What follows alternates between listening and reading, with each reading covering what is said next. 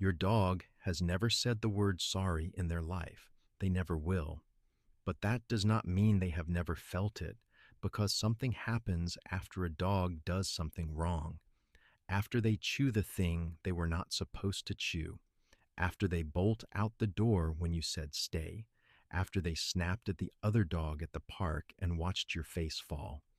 Something shifts inside them, something quiet, something real, and they respond to it. Not with words, not with the kind of apology a human would recognize, but with a specific, deliberate set of behaviors that behavioral scientists have spent decades studying. Behaviors that are not random, not accidental, not just your dog being weird. They are a language, and once you learn to read it, you will never look at your dog the same way again. Today, we are going through 7 of those behaviors, the silent apologies your dog has been offering you for years, the ones you probably smiled at, or felt confused by, or misread entirely. Stay for number 6, because that one is the most misunderstood behavior in the entire dog-owner relationship, the one that looks like disobedience, the one that gets dogs corrected constantly, when in reality, it is one of the most emotionally sophisticated things your dog knows how to do. 1. The slow approach. Picture this. Your dog just did something, knocked over the bin, stole something off the counter, got into the laundry, and now you have found it, and your energy has shifted. Your voice is different, your posture is different, and your dog knows. Watch what they do next. They do not bolt, they do not hide. They come toward you, but slowly. The body is low, the tail is down, wagging in a small, almost apologetic arc near the ground. The head is dropped, the ears are back, the eyes are soft, slightly averted, blinking slowly. Every part of their body is turned down. Animal behaviorists call this appeasement signaling. It is a deeply ingrained social behavior that evolved in canines over thousands of years as a way of de-escalating tension within a group. When one member of the group has caused disruption, the appeasement display communicates something very specific. I am not a threat. I know something went wrong. I am not here to challenge you. Alexandra Horowitz, a cognitive scientist at Barnard College who has spent years studying dog cognition, ran a series of studies specifically on what people call the guilty look. What she found surprised a lot of people. The appeasement behaviors, the low posture, the slow approach, the tucked tail, appeared whether or not the dog had actually done anything wrong. They appeared in response to the owner's tone and body language, in response to perceived displeasure, which tells us something important. Your dog is not performing guilt as theater. They are responding to the emotional state of the person they love most. They are saying, in the only language available to them, I can feel that you are upset. I am not your enemy. Please let us be okay again. That slow, low walk toward you after something goes wrong is not manipulation. It is one of the most socially aware things your dog knows how to do. 2. The lick. Not the excited greeting lick, not the food lick. This one is different, and if you pay attention, you will know it when you see it. It happens after tension, after a raised voice, after a moment where something between you felt off. Your dog approaches quietly and licks your hand, your wrist, your face if you let them, once or twice, gentle, almost tentative. And then they stop and look at you. In canine social structure, licking has deep roots. Puppies lick the mouths of adult dogs as a submissive, affiliative gesture. It signals, I am not a threat. I want connection. I want to belong to you. When an adult dog licks you after a moment of conflict, they are reaching back into that same ancient vocabulary. They are not just asking for forgiveness. They are actively attempting to repair the rupture, to close the distance that opened up between you. Research published in the journal Applied Animal Behavior Science has documented that dogs increase affiliative behaviors, licking, nuzzling, leaning, specifically following stressful social interactions with their owners, not randomly, not on a schedule. After moments of tension, your dog noticed the crack in the relationship and they reached out to fix it. That small lick on your hand is not nothing. It is your dog saying, in the quietest possible way, "Are we still okay? Because I need us to be okay." 3. The offering. They bring you something. It might be their favorite toy, the one they guard from other dogs, the one they sleep with, the one they carry room to room when they are feeling uncertain. Or it might be something random, a sock, a stick they carried in from outside, a piece of paper that means nothing, but they bring it. They set it at your feet, or they stand in front of you holding it in their mouth, tail moving in that low, careful arc, looking up at you. This behavior confuses a lot of people. Some owners think the dog wants to play. Some think the dog is just excited. But watch the context. This is not the wild-eyed, bouncy toy presentation of a dog who wants a game. This is quieter, more deliberate. In wolf and dog social groups, offering objects is a documented appeasement and affiliation behavior. It redirects attention. It creates a shared focal point. It says, look at this instead of what happened. Let us have something between us that is good. Your dog does not have money. They do not have flowers. They cannot write a note, but they have that toy. And in their world, offering you something they value is one of the most generous gestures available to them. When your dog brings you their favorite thing after a difficult moment, they are giving you the best they have. They are saying, I want to make this better. This is all I have, but I am giving it to you. 4. The press. You are sitting down. The tension has passed, or maybe it has not quite passed yet. You are still a little quiet, a little distant, and your dog comes and simply presses themselves against you. Not jumping, not pawing, not demanding anything, just wait. Their side against your leg, their head on your knee, their body finding yours and staying there. This is physical contact initiated entirely by the dog in a moment of emotional significance, with no obvious external motivator, no food, no excitement, no trigger. In canine behavioral science, this is called contact-seeking behavior, and it is one of the clearest signals of attachment and affiliative intent that exists.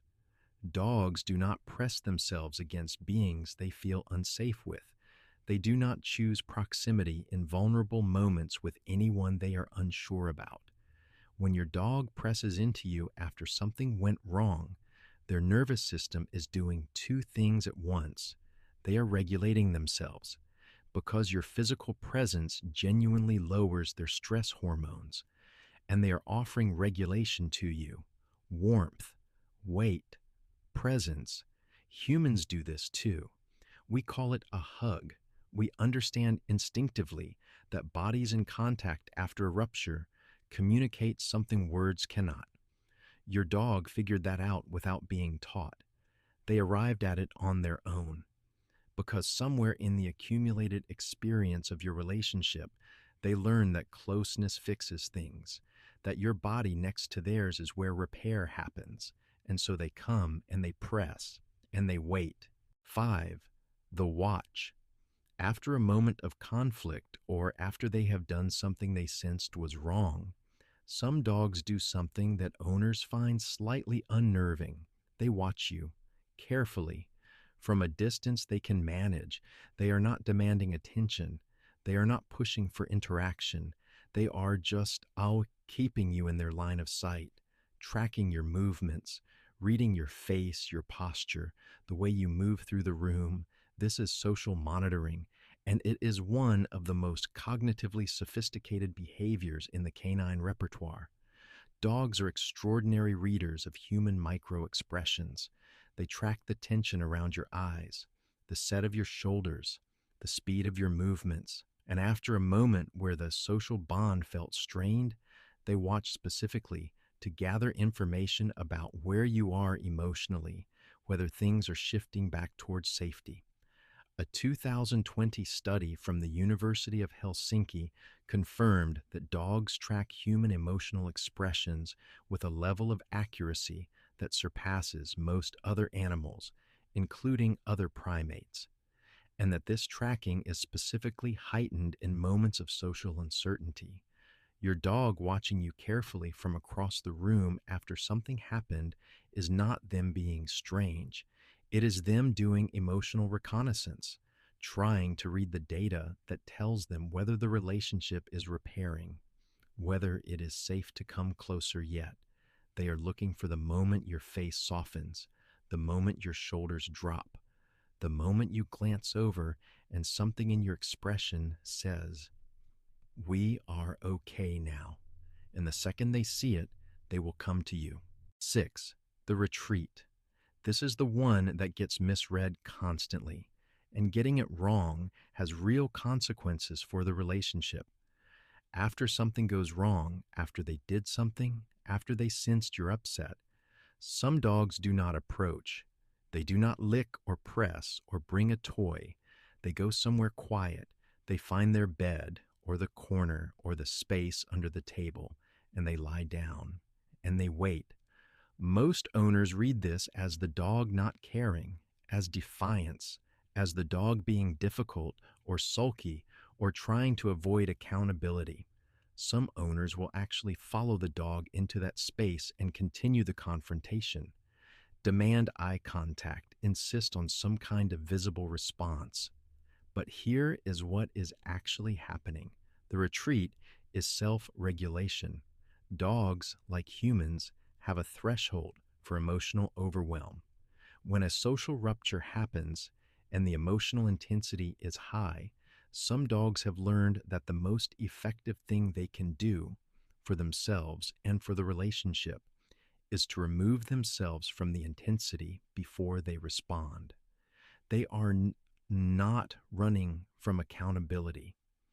They are giving themselves the space to calm their nervous system so they can come back to you in a state where repair is actually possible. Researcher Karen Overall, a veterinary behaviorist, has written extensively about the importance of recognizing self-calming behaviors in dogs. The retreat, the stillness, the quiet. These are not expressions of indifference. They are expressions of emotional intelligence. The dog is managing themselves so that the next interaction can go better. If you have ever needed a moment alone before you could have a difficult conversation without it escalating, you already understand this behavior completely. Your dog is doing the exact same thing. The correct response is not to follow them. It is to let them come back to you when they are ready. Because when they do come back, and they will come back, that is when the real repair happens. 7. The return. This is the simplest one, and somehow the most profound. After everything, after the appeasement, after the lick or the toy, or the press, or the watch, or the quiet retreat, your dog comes back. They always come back. They do not hold on to it. They do not carry the weight of what happened through the next day, or the next hour, or sometimes even the next few minutes. They return to you with a lightness that humans often cannot manage, a completeness to the repair that leaves no residue. This is not because dogs have short memories, a myth that has been thoroughly dismantled by modern canine cognition research. Dogs remember. They remember people. They remember places. They remember what happened. What they do not do is replay. They do not rehearse. They do not build a case. Once the repair is complete in their nervous system, it is complete. And the return, the moment they come back to you fully, the tail at its normal height, the body loose, the eyes soft, asking for nothing except to be near you. That is the final word in the apology. the punctuation at the end of every silent sentence they have been speaking. It means, I was not going anywhere. I was never going anywhere. I just needed you to know that I knew. And now that you know, I am back, fully, without reservation. Dogs do not love in spite of conflict, they love through it. Every repair, every quiet return, every small gesture offered after a hard moment, all of it is the relationship deepening. All of it is proof that what you have built together is strong enough to hold difficulty and come out the other side intact. Your dog has been saying sorry for years. You just did not have the words for what you were seeing. Now you do. Every video on this channel begins the same way, with a question most dog owners have never stopped to ask. And then we go looking for the real answer. Not the simplified version, not the comfortable assumption, the actual science, the studies, the behavioral research that takes years to surface and rarely reaches people in a way that feels like a real conversation. That is what we do here, every single time. If this video gave you something, a new way of seeing your dog, or a moment that made you stop and think, then do one thing before you leave. Hit like. Drop a comment and tell us which of the 7 you have seen in your own dog, and subscribe so you do not miss what we are putting out next, because the more you understand your dog, the better life gets for both of you. And that is always worth showing up for.